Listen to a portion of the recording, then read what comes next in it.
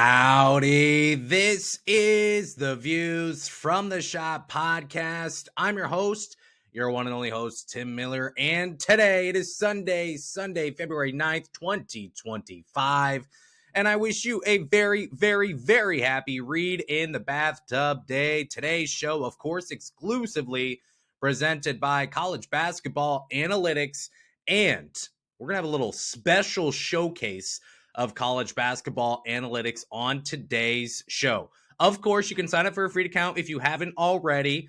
And if you'd like to sign up for a paid account, that helps the show. It helps you. Use the code SHOT, SCHOTT, SHOT, in order to get an entire month off of an annual subscription. Well, today is a big day. It is Sunday, February 9th, 2025. And of course, you know what that means, right? The biggest event of the day is Ohio State taking on Nebraska and a men's college basketball game taking place at 2 o'clock on Big Ten Network. Apparently, there's like a Super Bowl going on today around 6. So this will be obviously the main event. And then as a dessert, you get to watch the Chiefs play the Eagles or something like that. Yeah, of course, I'll be tuned in. But you and I, if you're watching or listening to this show, you're much more concerned about Ohio State taking on Nebraska. So this is going to be a condensed preview. Why? Well, because it's the weekend, and it's going to give me a chance to kind of showcase college basketball analytics to you. So it's going to be a unique show. Make sure you subscribe. If you like this content, let me know. We can do more shows like these, but it's going to be a condensed preview of Ohio State taking on Nebraska, and a different approach as we're going to show you college basketball analytics. So thanks for being here today. Happy Super Bowl Sunday. Excited to talk Ohio State hoops with you as well. So here's what we're going to do. I'm going to pull this screen over, actually. So apologies for that. I should have printed that out beforehand, but I didn't. So that's my fault to you. My notes will sit over here on this screen for me.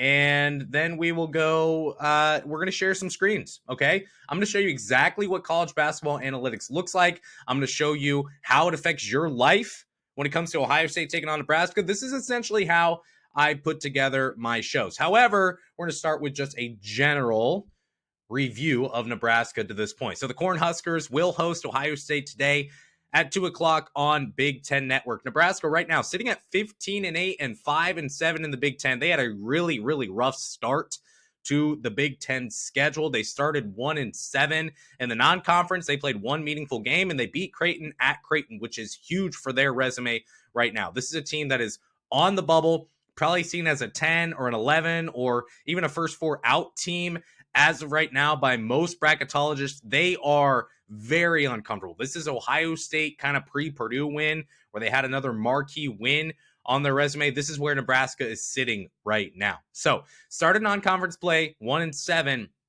They're now 3-0 in their past 3 games in the Big Ten with wins over Illinois, impressive, Oregon and Washington when they went out west.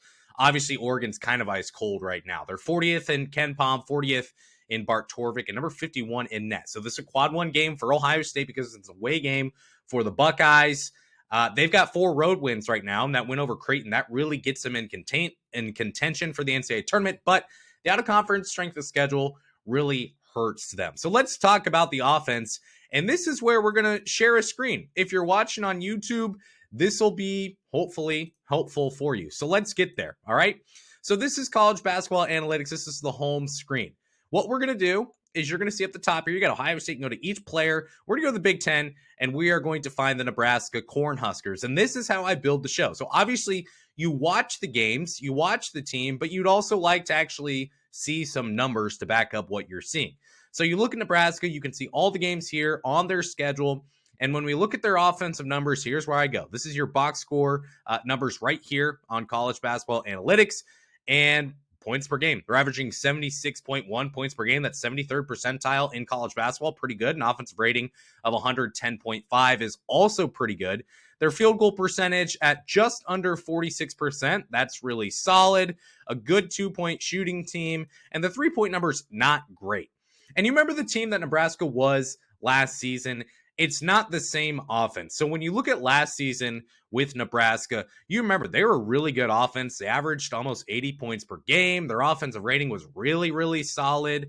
They were shooting the ball really well as well, but it was the 3-point numbers that were really good at almost 36%. And they shot a lot of threes as well and a great assist rate. So this was a good offense last season. If you look at what changed from last season to this season, well, number one, there's no Keisei Tominaga. They've got Rink Mast there, but he's not playing this year due to a knee injury. So last season, a lot of really solid numbers. Their offensive rating, their 3-point rate, or their 3-point percentage, their effective field goal percentage, their assist rate, all were 79th percentile. And now, if you look on college basketball analytics, offensively, the only numbers that you will see 79th percentile are free throws attempted per game. That's fine, I guess.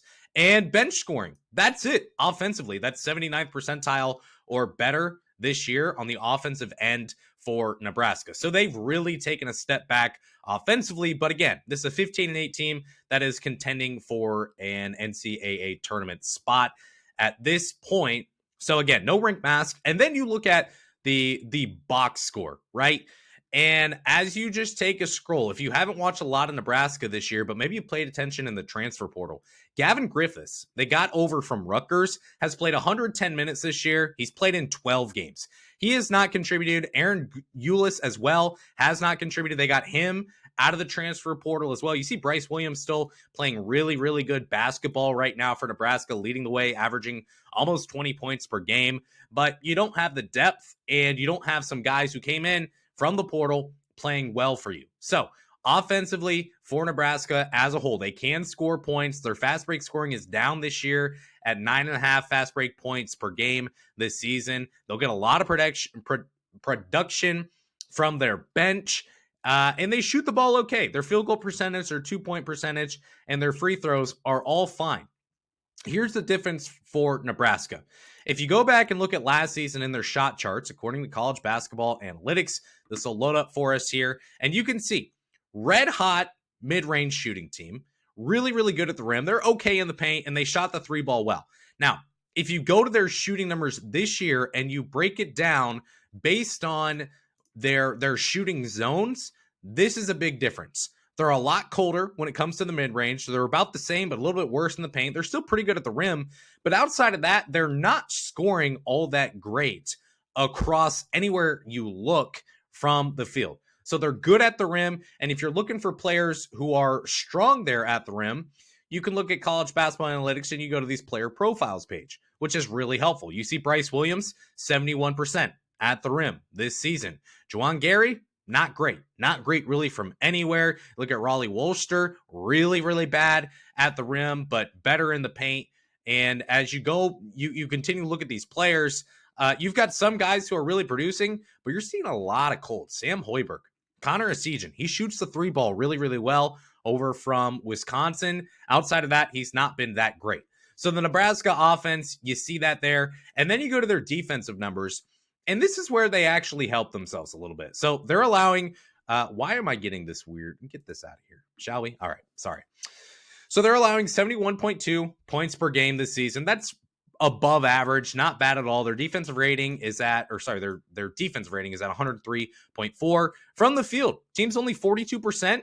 From the 2-point line, only 50%. And from deep, not great, 33.4%. Not great, not awful either. So Nebraska will give up some points, but this is a more defensive-focused team than what we saw last year from Nebraska. And this is another season where they're really strong defensive rebounding. They've got a 71.8% defensive rebounding rate, averaging almost 27 defensive rebounds per game. If you want to go into who is rebounding the best, you'd go here on college basketball analytics. And then you would go to, let's go to defensive stats. And we sort by defensive rebounding rate. You've got Burke, whose last name I cannot pronounce, coming over from UCLA last season. Only 110 minutes for Gavin Griffiths, so we don't really worry about him. But Braxton May, Andrew Morgan, they're rebounding the ball really well. Raleigh Worcester as well. All solid defensive rebounding rates, all 61st percentile or better in college basketball this season for Nebraska. They're also a really good paint team. So they're allowing just 25.9 paint points per game this season. Is Nebraska. You look defensively for Nebraska, teams are only shooting 64% at the rim. That's pretty solid. And they don't give up a lot of shots at the rim or in the paint. Only 22.3% of field goals come at the rim. Division One average sits at 31%. So Nebraska really does not allow a lot of shots at the rim. They'll allow a lot of shots from the 3-point line. So that means Bruce Thornton, John Mobley Jr., Micah Parrish. Those are the guys who are going to have to be able to make some shots for Ohio State in this one. And Nebraska also stays out of foul trouble. They average 15.7 personal fouls per game. That's 86th percentile in college basketball. And that's while blocking a fair amount of shots. And they've got a strong Hakeem percentage as well. If you want to look at players who are blocking a lot of shots for Nebraska, you see here, sort by blocks per game. UCLA transfer, Juwan Gary there, Braxton May. Those are players who can block some shots, and you've also got guys who can steal as well. A couple guys averaging over a steal per game for Nebraska too. So when it comes to this matchup, the BIP is projecting Ohio State to Nebraska to be favored by 1.5. The total set at 141.5. We're not placing any money on this game at all. We think it's going to be super close according to the BIP. The key matchup for Ohio State is, can they make 3-pointers? I think if you want to deduce this down to the simplest of terms, which is what we've done on this show, you're looking at Ohio State 3-point shooting that shoots at 37% season long. That's led by Bruce Thornton. That's led by John Mobley Jr. And Nebraska is just second percentile in college basketball in 3-point attempt rate when it comes to their defense.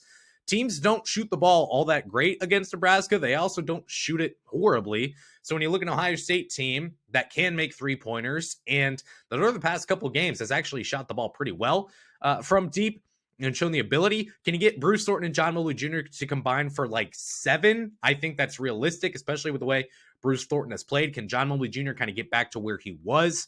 I think that's a question. Can you get a couple from Micah Parrish? Can Devin Royal make one? He's had some games recently where he's shown the ability to make some. If you make 10 3-pointers in this game, if you're Ohio State, I think you've got a good shot to win. I understand Nebraska is favored in this game. I've been okay with picking games. I didn't expect Ohio State to beat Maryland. I was wrong on that one, but in previous games, I've been okay. I think this is another matchup for Ohio State where you look at stylistically, Ohio State, it favors the Buckeyes, where you're not facing two real centers like they did against Maryland, and you've had games like that this year. So I think Ohio State does win this game. I would pick them to win. I think it's going to be tight, but I think the style favors the Buckeyes to win this game and to continue its winning ways. Buckeyes have got to continue to stack wins at this point to get in the NCAA tournament. Doesn't matter who they beat due to their strength of schedule, due to their key wins that they've got. They just need to go win. Win 4 games to close the season, you're in the NCAA tournament. I think the Buckeyes will pick up a win in this one. If you like this style of show, please let me know. Leave a comment if you're watching on YouTube. Give a like as well, of course, and make sure you're subscribed to get previews and recaps and news from Ohio State basketball all year long. It's all we do. It's all we talk about. Make sure you're subscribed and follow on the socials as well. Appreciate you listening or watching today more than you can understand. I will shut up before you shut me off. Go Bucks.